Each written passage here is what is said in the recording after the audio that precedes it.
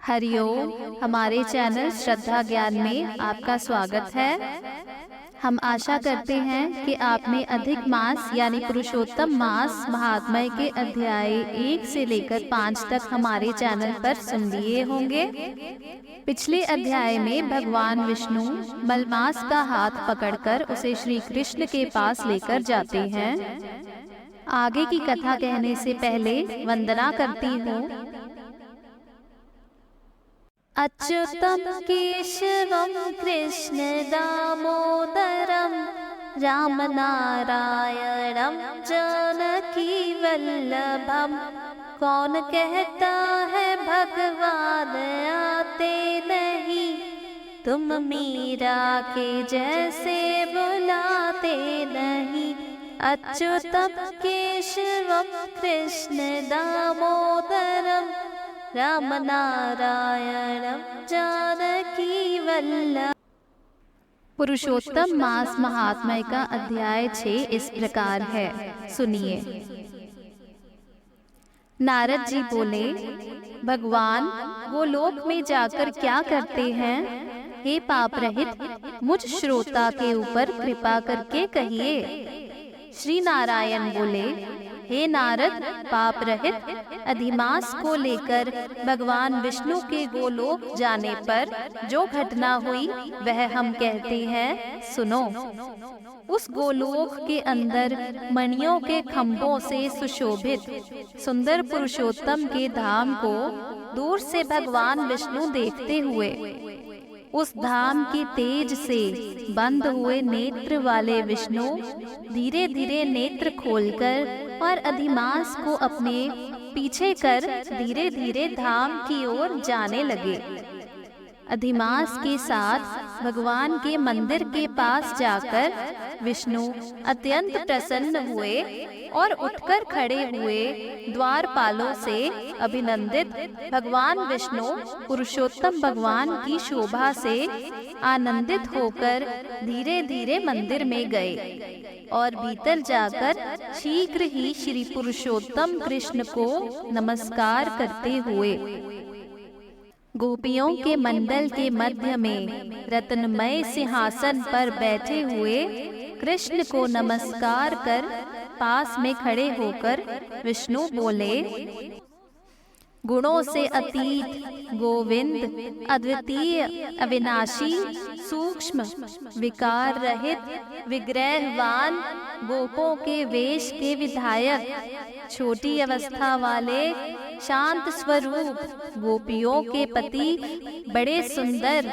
नूतन मेघ के समान श्याम करोड़ों कामदेव के समान सुंदर वृंदावन के अंदर रास मंडल में बैठने वाले पीत रंग के पीतांबर से शोभित सौम्य भौहों के चढ़ाने पर मस्तक में 3 रेखा पड़ने से सुंदर आकृति वाले रास लीला के स्वामी, रास लीला में रहने वाले, रास लीला करने में सदा उत्सुक 2 भुजा वाले मुरलीधर पीत वस्त्रधारी अच्युत, ऐसे भगवान की मैं वंदना करता हूँ। इस प्रकार स्तुति करके भगवान श्री कृष्ण को नमस्कार कर पार्षदों द्वारा सत्कृत विष्णु रत्न सिंहासन पर कृष्ण की आज्ञा से बैठे। तब श्री कृष्ण ने विष्णु से पूछा, यह कौन है? कहाँ से यहाँ आया है? क्यों रोता है? इस गोलोक में तो कोई भी दुख भागी होता नहीं है। इस गोलोक में रहने वाले तो सर्वदा आनंद में मगन रहते हैं। ये लोग तो स्वप्न में भी दुष्ट वार्ता या दुख भरा समाचार सुनते ही नहीं। अतः हे विष्णु, यह क्यों कांपता है और आंखों से आंसू बहाता दुखित हमारे सम्मुख किस लिए खड़ा है? सिंहासन से उठकर महाविष्णु बलमास की संपूर्ण दुख गाथा कहते हुए श्री विष्णु बोले, हे वृंदावन की शोभा के नाथ, हे श्री कृष्ण, हे मुरलीधर, इस अधिमास के दुख को आपके सामने कहता हूँ, आप सुने। इसके दुखित होने के कारण ही स्वामी रहित अधिमास को लेकर मैं आपके पास आया हूँ। इसके उग्र दुख रूप अग्नि को आप शांत करें। यह अधिमास सूर्य की संक्रांति से रहित है, मलिन है, शुभ कर्म में सर्वदा वर्जित है। स्वामी रहित मास में स्नान आदि नहीं करना चाहिए। ऐसा कहकर वनस्पति आदिकों ने इसका निरादर किया है। द्वादश मास कला, क्षण, अयन आदि ने अपने अपने स्वामी के गर्भ से इसका अत्यंत निरादर किया है। हे ऋषिकेश, शरण चाहने की इच्छा से हमारे पास आया और कांपते कांपते, घड़ी घड़ी रोते रोते अपना सब दुख जान इसने कहा। इसका यह बड़ा भारी दुख आपके बिना टल नहीं सकता। अतः इस निराश्रय का हाथ पकड़कर आपकी शरण में लाया हूँ। दूसरों का दुख आप सहन नहीं कर सकते हैं, ऐसा वेद जानने वाले लोग कहते हैं। अतएव इस दुखित को कृपा करके सुख प्रदान कीजिए। हे जगतपते, आपके चरण कमलों में प्राप्त प्राणी शोक का भागी नहीं होता है, ऐसा वेद जानने वाले का कहना कैसे मिथ्या हो सकता है। मेरे ऊपर कृपा करके भी इसका दुख दूर करना आपका कर्तव्य है, क्योंकि सब काम छोड़कर इसको लेकर मैं आया हूँ। मेरा आना सफल कीजिए।